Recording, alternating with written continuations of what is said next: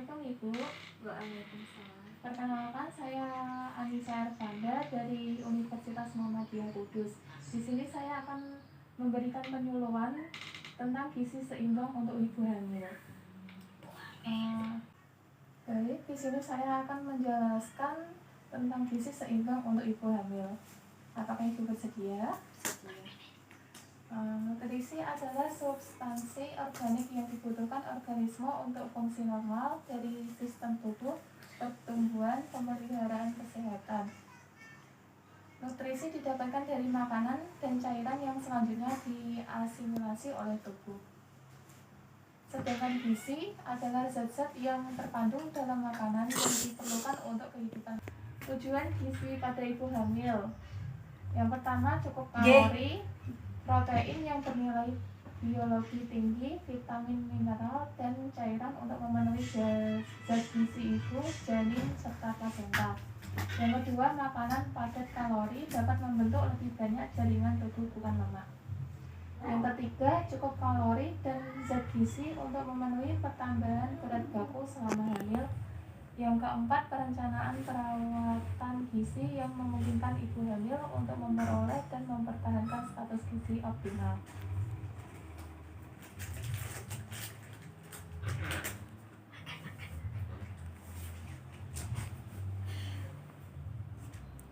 Masalah yang berhubungan dengan gizi pada ibu hamil.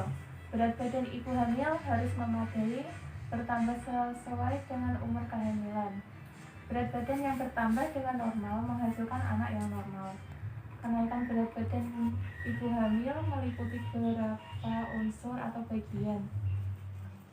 Sebagian memuat unsur anak, sebagian lagi memuat unsur ibu. Kenaikan berat badan ibu memungkinkan terasa sudah cukup, tetapi kenaikan itu lebih banyak menambah berat badan ibu dibanding untuk menambah berat anak.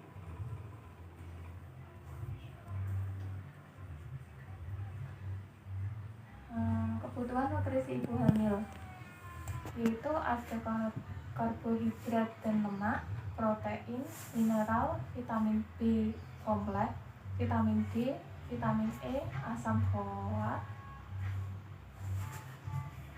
zat besi, kalsium.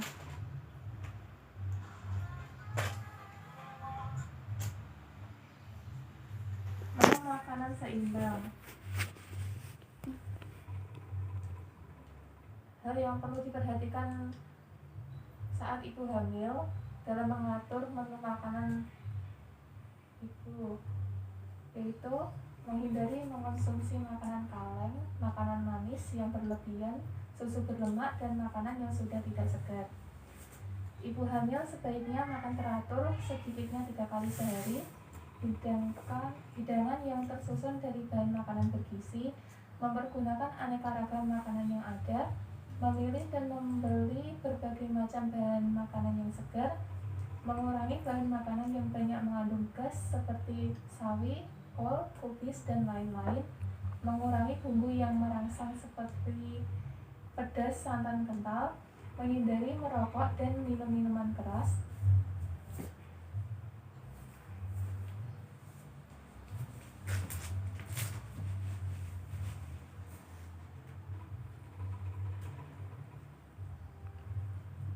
Pengaruh keadaan gizi terhadap proses kehamilan itu dapat mempengaruhi status gizi ibu sebelum dan selama kehamilan. Bila ibu mengalami kekurangan gizi selama hamil, akan menimbulkan masalah baik pada ibu maupun janin, antara lain sebagai berikut. Terhadap ibu, gizi kurang pada ibu hamil dapat menyebabkan resiko dan komplikasi pada ibu, antara lain anemia, perdarahan, dan berat badan. Ibu tidak bertambah secara normal serta terkena penyakit infeksi.